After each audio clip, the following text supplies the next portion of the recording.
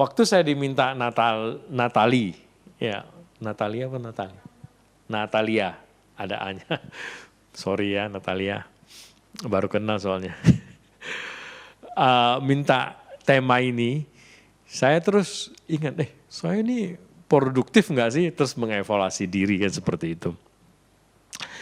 Saya menemukan sesuatu yang baik yang saya ingin sharingkan sedikit.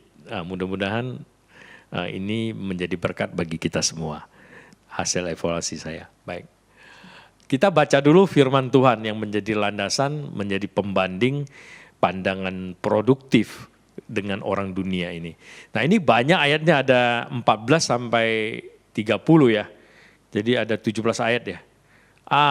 Kita gilir aja.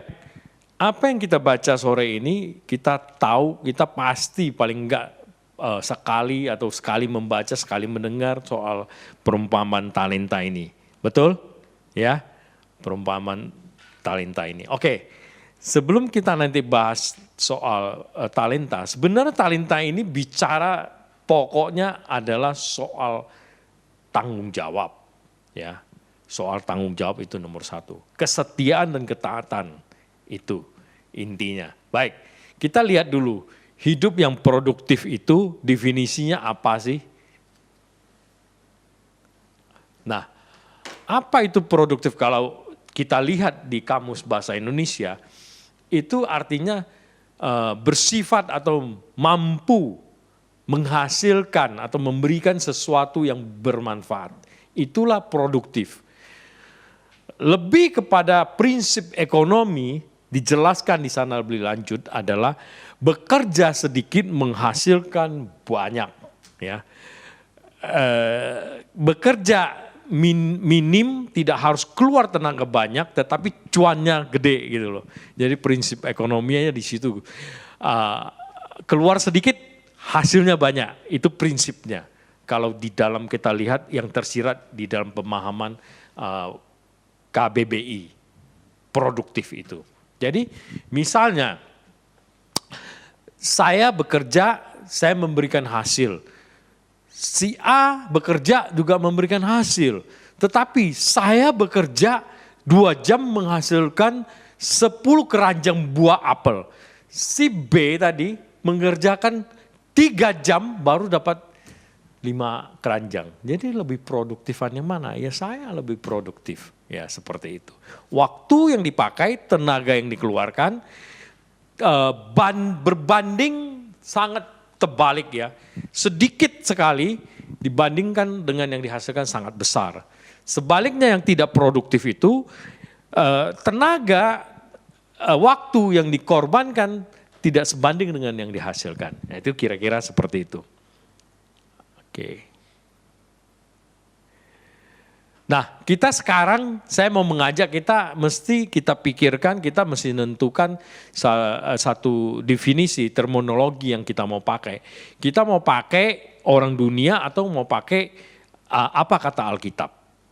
Nah, ini kalau ukuran orang dunia ya uang. Jadi produktif itu selalu dibandingkan dengan hasil akhirnya adalah uang, duit. Itu kata orang dunia. Salah nggak? Ya kagak salah juga sih, nggak salah-salah amat sih, ada benernya juga sih. Nah, orang bertani atau orang bekerja seorang karyawan tentu ada upahnya, kan begitu.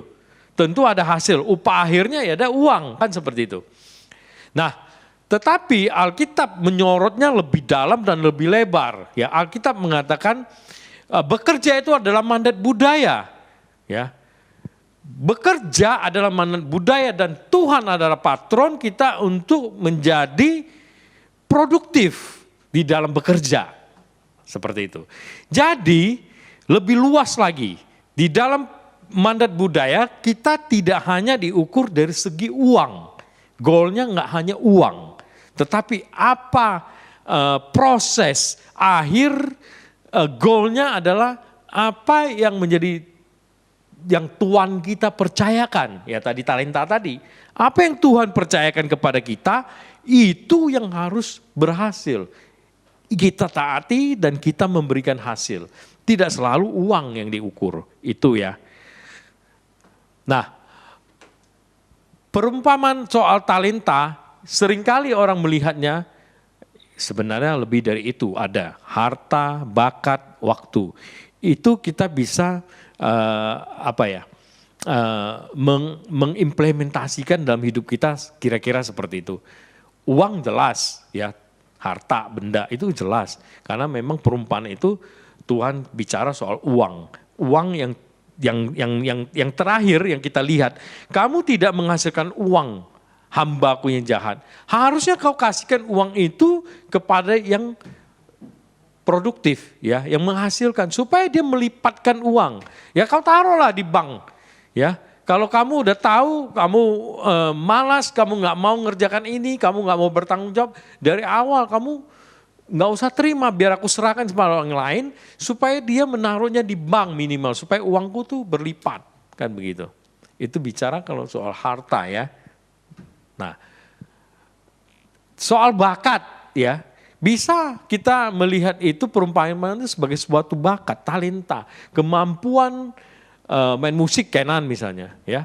Sama saya ya beda, saya nggak punya kemampuan main musik ya, tapi saya punya kemampuan lain yang Tuhan berikan kepada saya. Saya pintar mengkritisi, ya itu talenta juga ya. Paham atau baru pernah dengar?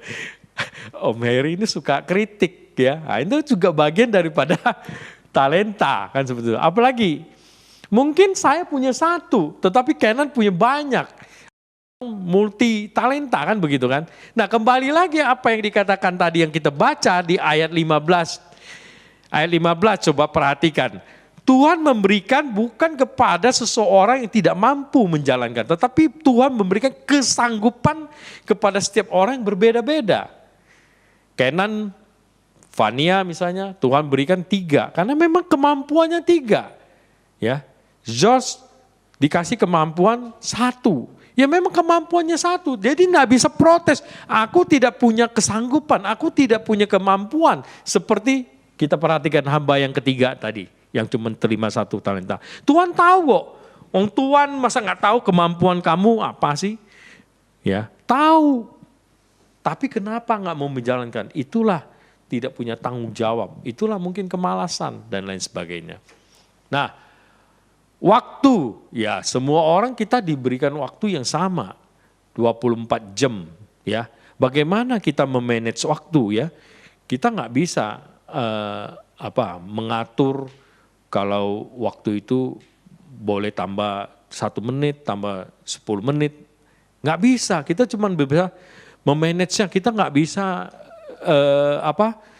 mengatakan, oh Tuhan nggak adil, aku cuman kok dikasih 12 jam sementara Esther dikasih 24 jam. Nggak bisa kita protes, semua kita sama. Bagaimana kita mengatur waktu yang Tuhan berikan kepada kita. Bagaimana kita memanage waktu yang Tuhan berikan kepada kita. Ya. Jadi mandat yang Tuhan berikan kepada kita, ya baik itu yang tadi saya bilang mandat budaya, baik itu dari segi uang, baik itu segi bakat, baik dari segi waktu ya, pikiran dan lain sebagainya. Kalau kita masih mau tarik lebih lebar, banyak ya seperti itu. Itu harus dijalankan dengan tanggung jawab. Karena Tuhan sudah berikan dengan kepastian bahwa Tuhan tahu kemampuan dan kesanggupan kita. Jadi kalau teman-teman punya talenta A, main musik, nyanyi, jangan sia-siakan itu, harus kerjakan karena Tuhan tahu itu kemampuan yang Tuhan berikan. Nggak mungkin Tuhan kasih kamu yang kamu tidak mampu menjalankan.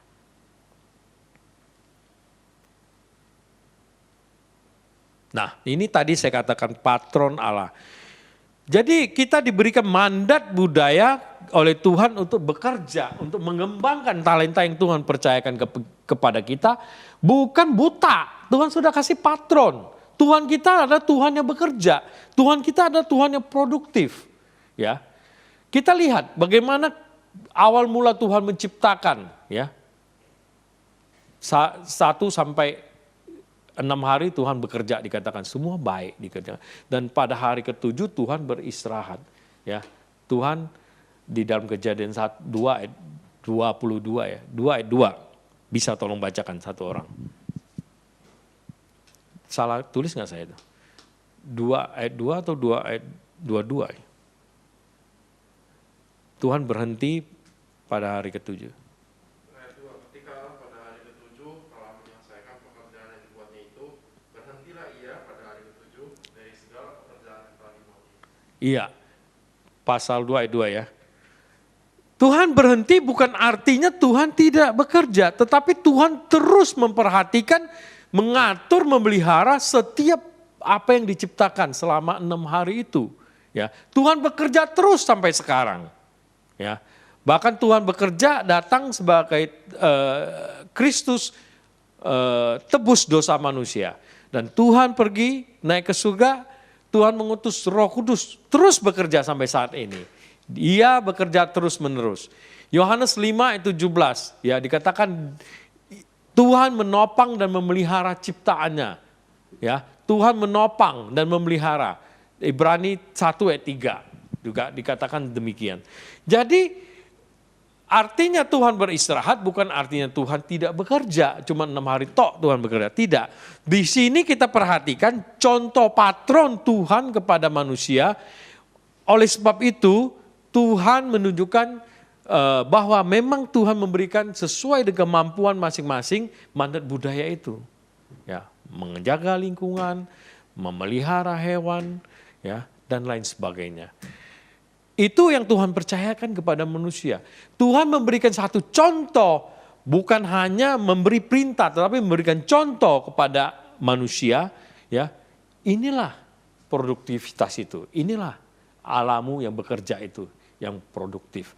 Ya, jadi Allah kita menunjukkan bagaimana satu contoh yang paling pas bicara soal produktif. Ya, Dia menciptakan, kemudian Dia memperbaiki yang rusak, ya, menebus yang dosa, kemudian Dia memelihara, ya, setiap umatnya. Dia menopang setiap kesulitan-kesulitan yang kita alami di tengah-tengah dunia ini. Ya, puji Tuhan banget. Berikutnya, ya jelas Kristus, ya kalau kita baca di dalam Markus 1 ayat 35, Matius 20 ayat 26, bisa Teni tolong bacakan Teni. Kristus itu teladan, ya. Kita lihat 2 ayat aja.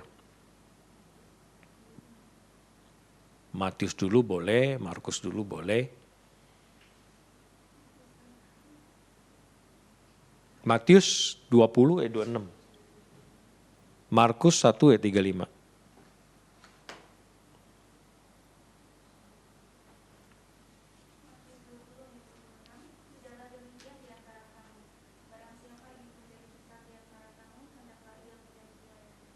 Iya.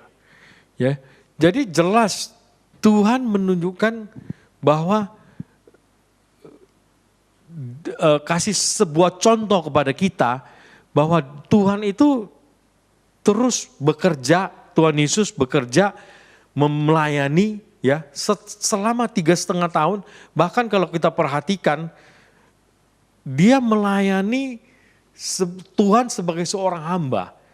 Dia memberikan tenaganya full sampai larut malam, sampai pagi lagi.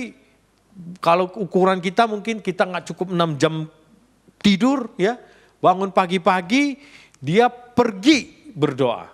Coba baca satu lagi.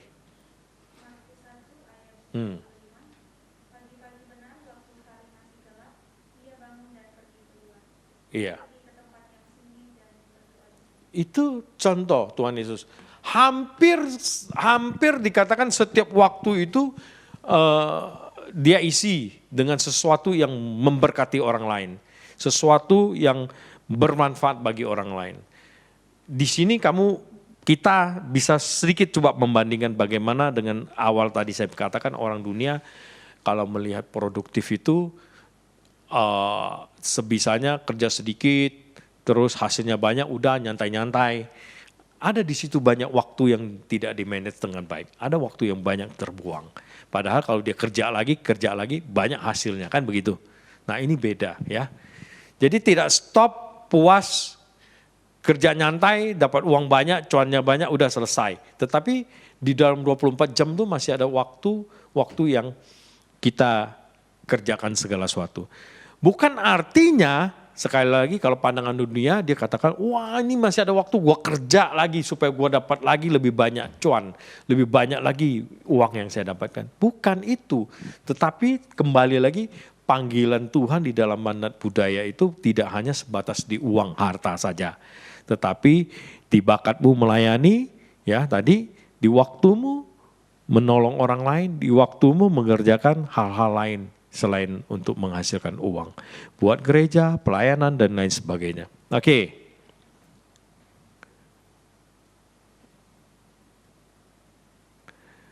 Matius 25, 14, 30 tadi ya, Tuhan menuntut, itu yang saya bilang ya, tanggung jawab. Ya, Tuhan menuntut tanggung jawab. Karena Tuhan ngasih itu sesuai dengan kemampuan. Jadi nggak ada alasan kita untuk tidak bertanggung jawab atas talenta yang Tuhan berikan. Ketaatan ya. Perhatikan hamba yang ketiga tidak taat, akan ada upahnya yaitu kertak gigi ya. Ayat 30 tadi. Kesetiaan. Ayat 15 ya. Ayat 21. 21, 22, 23. Coba Yayu bantu baca.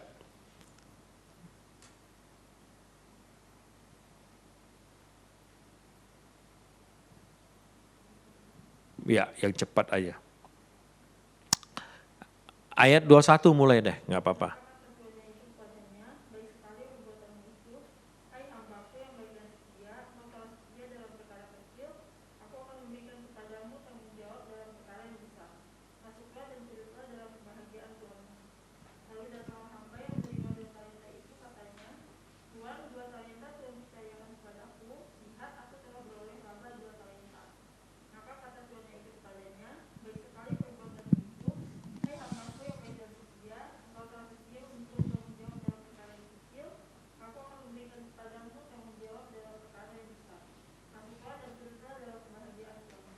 Ya, setia ya, yang Tuhan percayakan, ada talenta yang sudah Tuhan percayakan yang sesuai dengan kemampuan kesanggupan kita. Kalau kita kembangkan, ternyata Tuhan akan memberikan kita lebih banyak tanggung jawab lagi. Tuhan akan tambahkan kemampuan lagi kepada kita. Baik hartamu, kalau memang di situ Tuhan melihat kamu mampu mengolah harta. Baik main musikmu, senimu, Tuhan akan tambahkan di situ.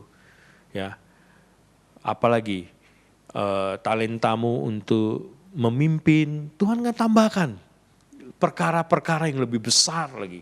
Ya, kalau kamu setia dan taat. Kalau enggak ya seperti yang satu itu tadi diambil Tuhan. Ya, karena kamu diamkan talenta itu, kamu tidak kembangkan, kamu tidak bertanggung jawab, kamu tidak setia kepada apa yang Tuhan percayakan, ya seperti itu. Nah, bicara hidup yang produktif ini ya, orang dunia selalu mengatakan begini,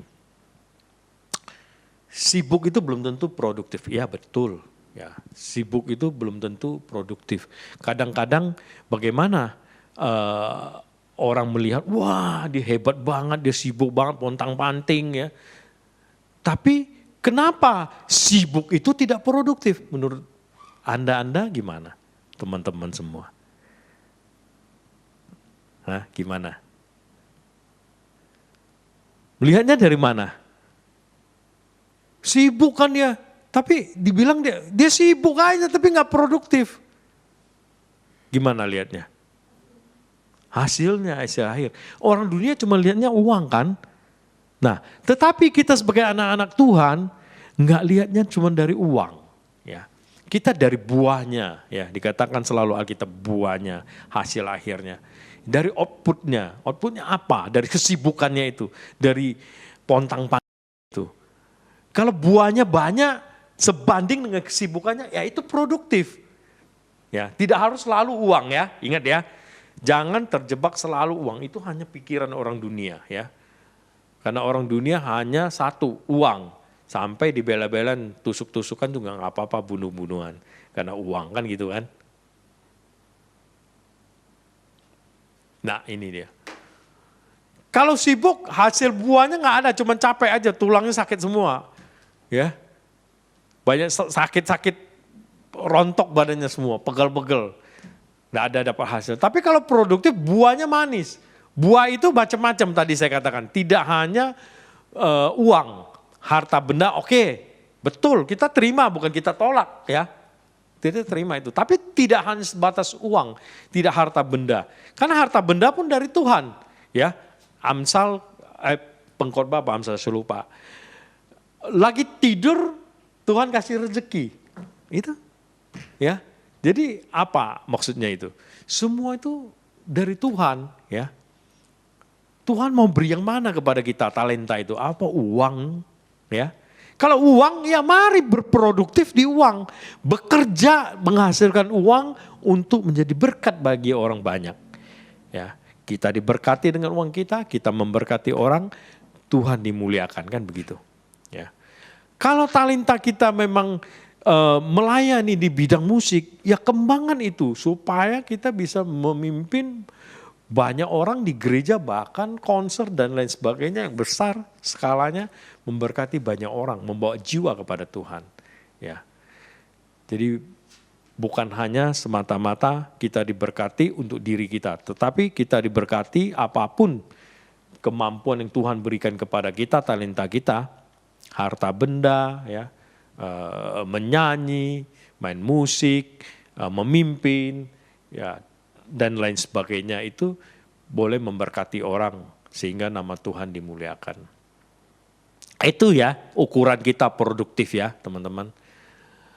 Nah, ini ada beberapa faktor yang saya kutip, ada juga hasil perenungan saya, apa yang saya kerjakan. Mungkin ini tambahan saja buat kita, tapi yang paling penting adalah tanggung jawab, sekali lagi ketaatan, kesetiaan, menggunakan setiap talenta yang diberikan kepada Tuhan, dipercayakan kepada Tuhan, dikerjakan dengan menghasilkan buah yang memberkati banyak orang, Tuhan dimuliakan. Itu intinya ya. Itu untuk mengukur produktif. Ini hanya tambahan ya. Tambahan buat kita mengembangkan apa yang kita miliki. Faktor penentu produktif saya catat di sini ada banyak faktor ya. Satu, kedewasaan rohani ya, mindset kita. Kita sebagai anak-anak Tuhan ya, ini yang harus dirubah. Kalau tidak, kita akan terjebak hanya uang dan uang. Kita mau bekerja kalau ada uang. Kita mau melayani main musik pun harus dibayar. Keterlaluan ya. Jangan ya, mindset kita, kalian yang masih muda harus perbaiki itu. Ya. Diubahkan oleh Tuhan sesuai dengan pembaruan. Roma 12 ayat 2 ya. Setiap saat, setiap hari kita harus diubahkan Tuhan. Ya, sampai seperti Kristus yang sulung adalah sempurna.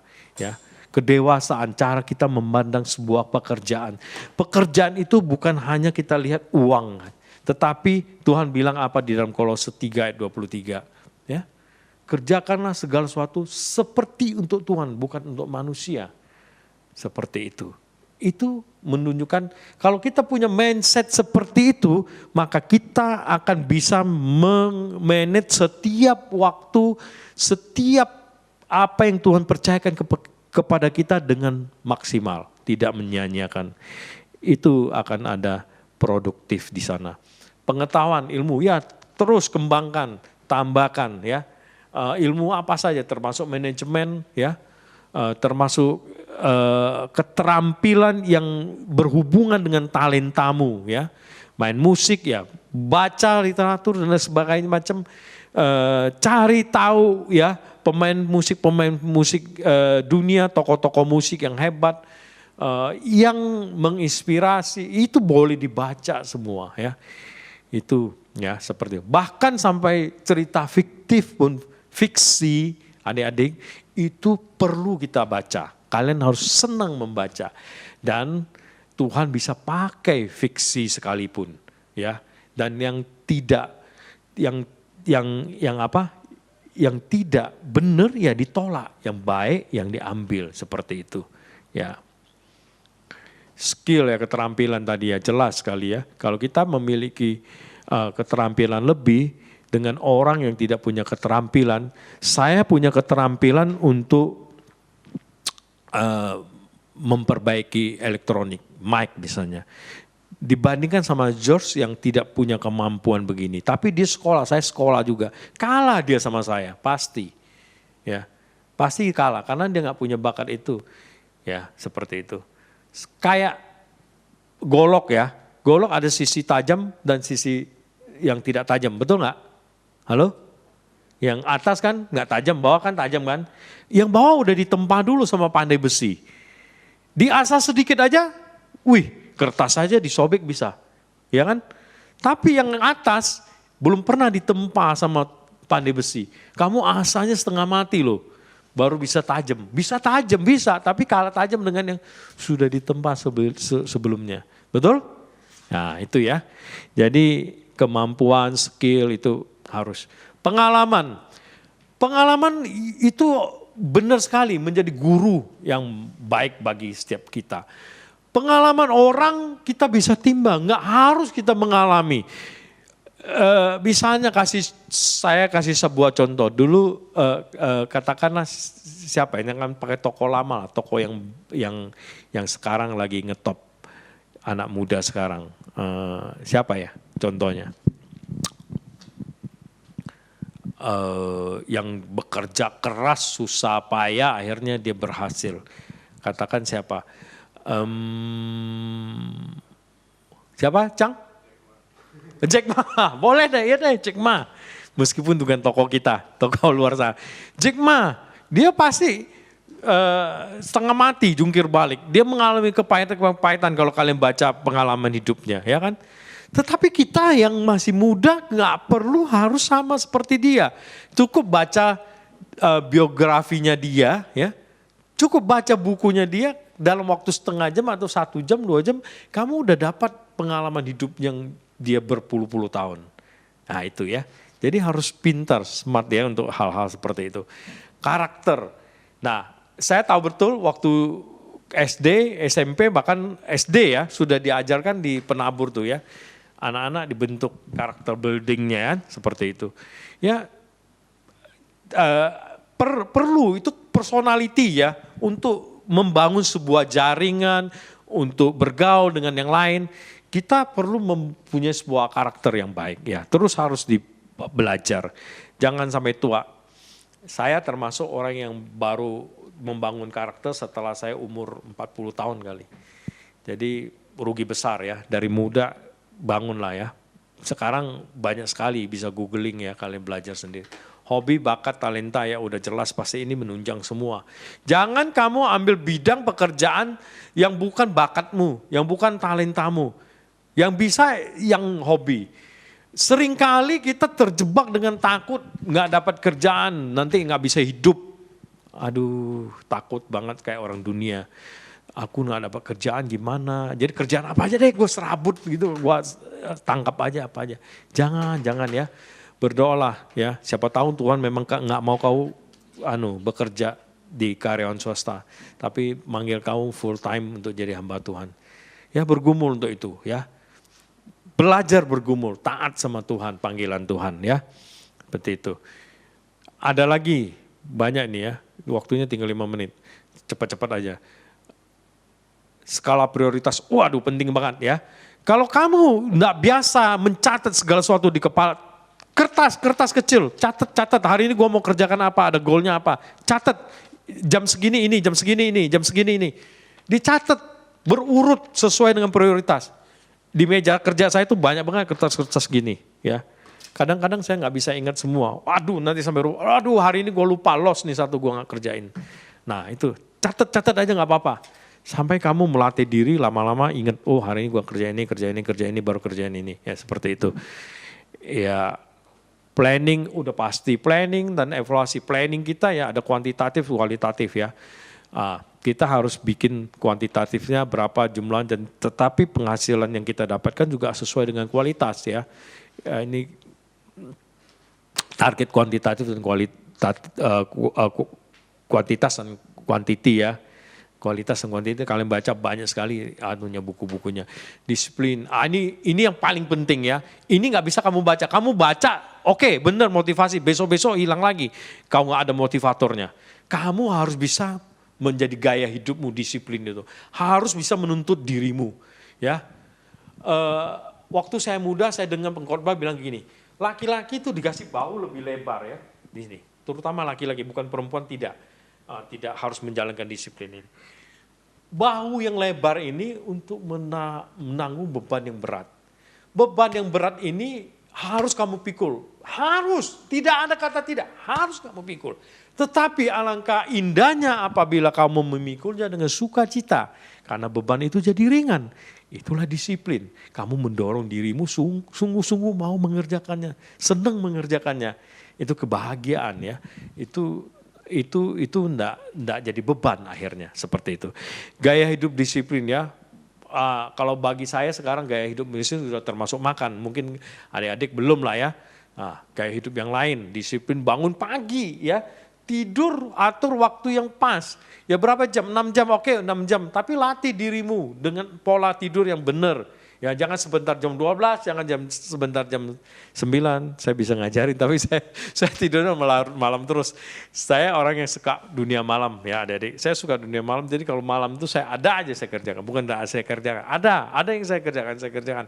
Tapi saya senang malam, saya nggak suka waktu malam saya lewat begitu dengan cuma-cuma. Saya senang, sampai sekarang pun kalau saya tidur kadang jam 1, paling cepat jam 12.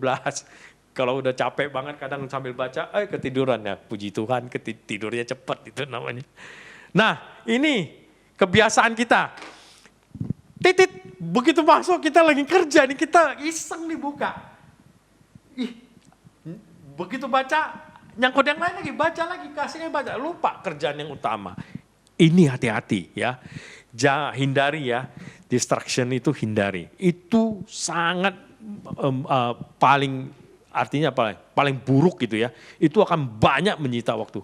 Karena masa sekarang ini masalah teknologi, itu HP di tangan terus, ya kan? Ambil sisi baiknya teknologi ya HP, ambil sisi baiknya ya. Tapi sisi jeleknya itu tadi ya, mengganggu sekali sampai hilang prioritas kita ya. Ini hati-hati. Jangan berkeluh kesah, ya toksik banget itu ya. Jangan berkeluh kesah kalau kamu udah mengalami kerja hari ini, aduh gagal ini, terus kamu ngeluh terus, itu ke belakang-belakangnya udah kerjanya berantakan, terus kamu hatinya, aduh duka banget gitu loh ya. Nggak bagus sekali itu, hindari keluh kesah. Kadang keluh kesah itu terbiasa karena mulut kita, cakcuk-cakcuk, terbiasa jadi habit, padahal maksudnya nggak keluh kesah, cuma di mulutnya, tapi jadi aduh, apalah ungkapan, itu hal yang nggak baik, itu sangat negatif sekali, hindari ya soal seperti itu. Meskipun kita nggak sampai ke hati, hanya sebatas mulut, hindari itu ya, hati-hati itu. Mengevaluasi diri ya, planning, terus tadi pagi kerja hari per hari, terus nanti minggu per minggu, bulan ya dan seterusnya. Nah sekarang saya mau ngajak kita diskusi dan aplikasikan. Minta tambahan 5 menit boleh ya, Bruce Lee? Nih, bagaimana dengan multitasking menurut kalian? Bagaimana menurut kalian? Oke nggak ada? Produktif nggak? Ayo, kasih pandangan. Cang? Hah? Christoph? Tidak produktif, multitasking. Oke, 2 orang tidak. Roni gimana? Vera?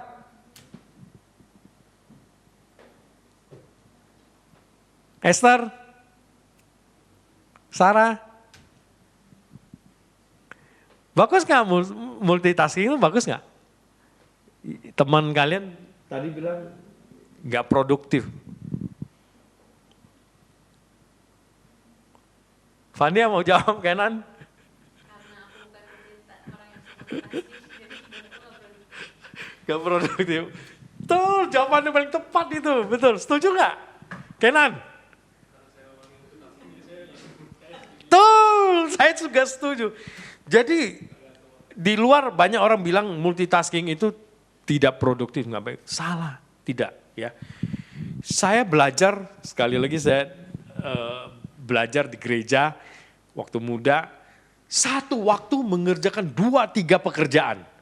Kalau kamu bisa, itu Tuhan beri kemampuan artinya. Kerjakan, jangan bilang tidak. Tuhan kasih kemampuan itu. Puji Tuhan, bersyukur. Orang lain nggak bisa, kita bisa. Sekali kayu 2-3 pulau kita lewatin. Orang kayu 3 kali 4 kali 1 pulau pun belum lewat. Ya, jadi bagus kalau memang kamu bisa kerjakan itu. Melatih itu bisa dilatih. Ya, tetapi tergantung sekali lagi. Kalau kamu dikasih kemampuan Tuhan lebih, kamu melatihnya banyak, bisa kerjakan. Tapi kalau enggak, ya sedikit yang kamu dapatkan. Tetapi kalau kamu memang tadi tidak punya kelebihan di situ, ya jangan paksakan diri. Nanti berantakan semua. Enggak fokus satupun kerjaan, berantakan semua. Paham ya? Itu boleh dilatih. Yang kecil-kecil saja. Nih saya kasih contoh ya, saya suka melatih begini. Saya kalau bangun pagi nih, ya saya kepingin baca saat teduh, saya juga kepingin dengar musik. Ya dua-duanya saya nyalain, musik saya nyalain, ini saya baca. Kan satu waktu 2 kerjaan. Terus yang lain lagi, saya mau ngirim kartu ucapan selamat pagi, mau kirim firman Tuhan, kirim saat teduh di grup, di perseorangan. Saya juga mau dengar firman Tuhan yang saya biasa pakai suara Injil. Saya setel. Saya dengar, tangan saya kerja. Satu waktu 2 pekerjaan. Di kamar mandi, maaf ya ini jorok tapi jangan ikutin. Sambil buang air besar sampai gosok gigi. Satu waktu 2 pekerjaan. Oh ngejar waktu kok, gak ada waktu. Ya, bukan gak ada waktu. Waktunya sangat terbatas untuk mengerjakan banyak kerjaan seperti itu. Yang saya latih diri saya. Nah, bisa seperti itu. Ya, kalian bisa latih juga dengan hal-hal sederhana itu. Oke, berikutnya. Jadi kita harus lihat konteksnya ya, multitasking. Nah, sekarang saya mau tanya, siapa yang di sini hobinya masak? Nggak ada hubungannya. Coba tunjuk tangan, saya mau tahu. Pertanyaan saya ini ada 2. Siapa yang senang masak dan siapa yang senang baca. Tapi kalau memang bukan merasa tidak talentas itu cuma suka-suka sedikit aja, jangan tunjuk tangan. Yang suka masak dulu.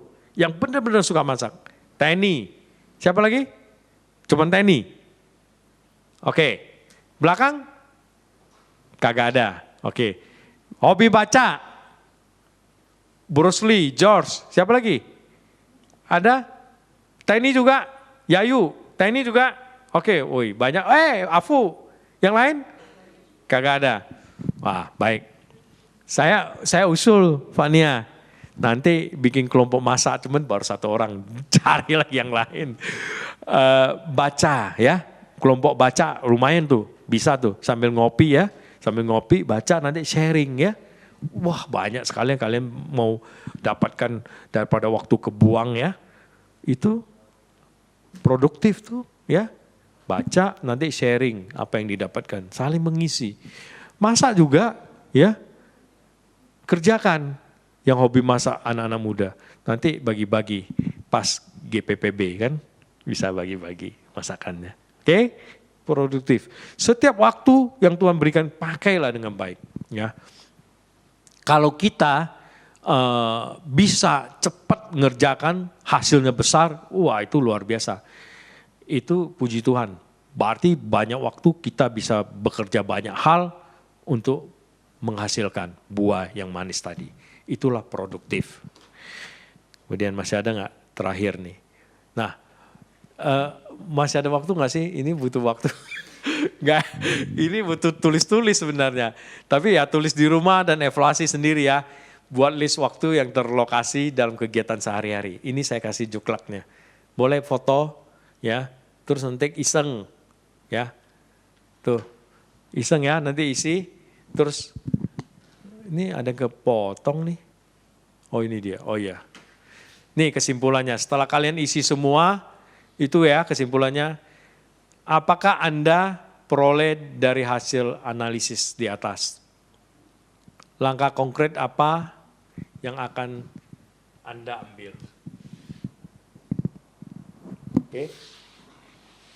Kerjakan itu ya.